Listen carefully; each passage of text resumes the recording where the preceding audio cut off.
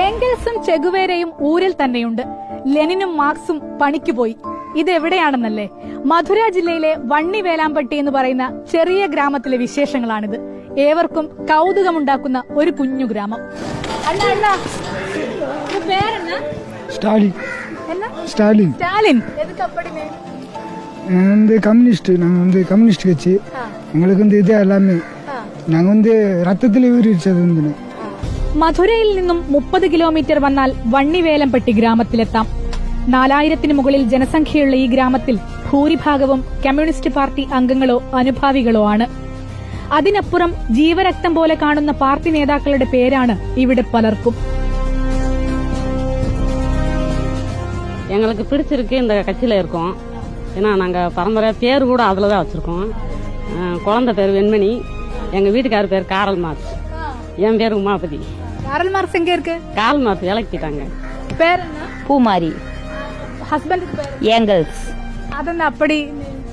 அது அவ கட்சி இங்க கம்யூனிஸ்ட் கட்சி தலைவரோட பேருந்து வச்சிருக்காங்க. நீங்க கம்யூனிஸ்டா? கம்யூனிஸ்ட். தீக்கதிர் எப்பயும் போல படிக்கிறது. நமக்கு இதுதான் எல்லா நாட்டினுடைய பண்பாடு எல்லாமே தெரியும்.